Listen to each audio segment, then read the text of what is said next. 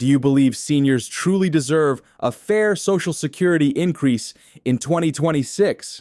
And if so, is $660 enough to finally lift millions out of poverty?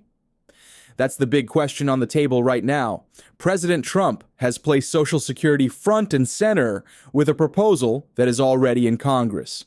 If you're on retirement benefits, SSI, SSDI, or survivor's benefits, this plan could have a massive impact on your income in just a few short years. For decades, seniors have felt like their benefits were too small to cover real-life expenses. Today, I'm breaking down 5 major proposals that could reshape Social Security as we know it. What makes this video so important is that these aren't just campaign promises or empty headlines. This is tied to an actual piece of legislation, the Social Security Expansion Act, and it carries some of the biggest changes we've seen in years. I'll explain how it works, what each of the 5 proposals could mean for your monthly check, and what's at stake if nothing gets passed. Before we begin, let me ask you to drop a question in the comments. Which Social Security change would make the biggest difference in your life? A $660 targeted raise, a new COLA formula, or a flat $200 increase for everyone? Let's dive in. One of the headline items in this proposal is a targeted increase of about $660 per month for low-income seniors. This is not speculation. It's built directly into the legislation by tying the minimum Social Security benefit to 125% of the federal poverty line.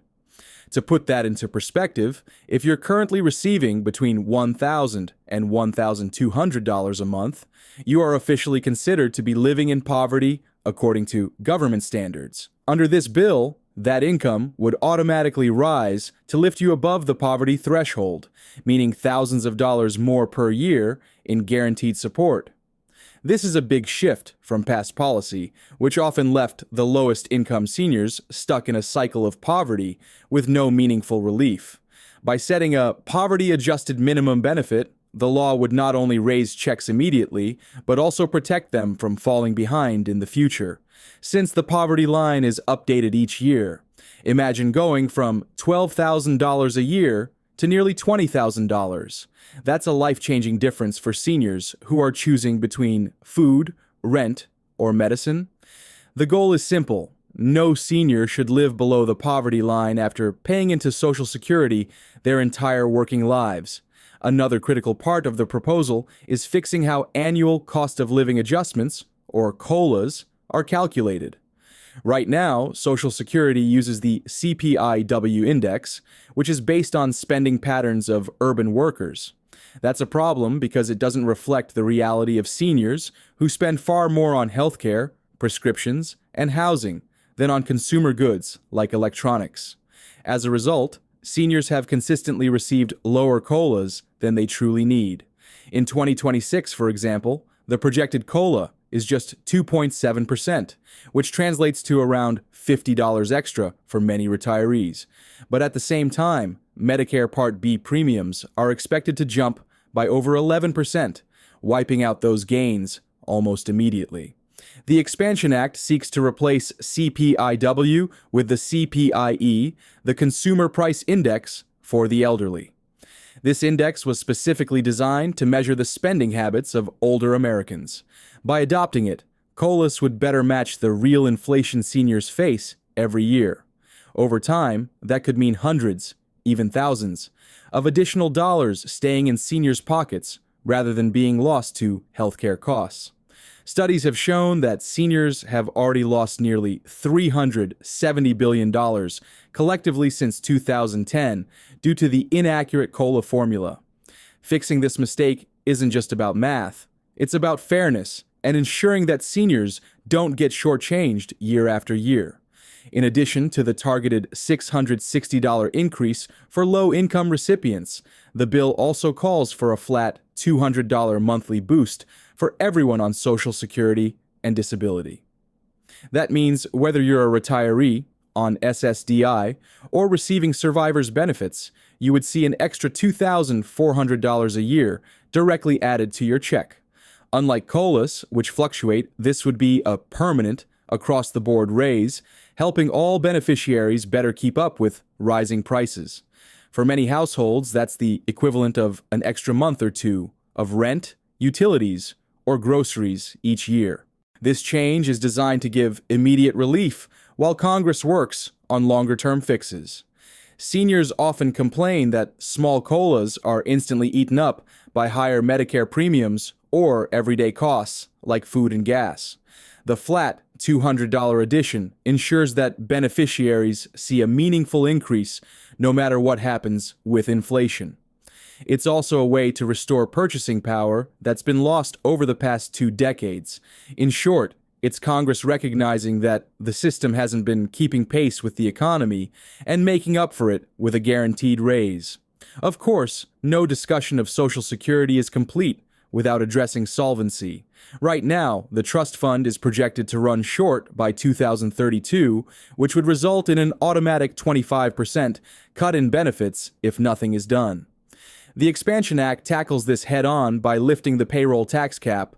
Currently, wages above $176,000 are exempt from Social Security taxes, which means a CEO making $40 million pays the same Social Security tax as someone making under $200,000. This bill would apply Social Security taxes to all income above $250,000, bringing billions more into the system. What's key here is that this change affects only about 9% of households. Over 90% of Americans would see no increase in taxes at all, yet the impact would be massive, extending the solvency of Social Security by 75 years. This prevents a devastating across-the-board cut while ensuring that wealthier earners contribute their fair share. At the same time, some lawmakers are also discussing raising the retirement age as another way to slow benefit payouts. While President Trump has publicly resisted that idea, it remains part of the broader debate. Either way, the solvency crisis must be solved, and this tax cap adjustment is one of the most realistic paths forward. One group that often feels left out of Social Security reform discussions is those receiving disability benefits. This bill takes steps to change that.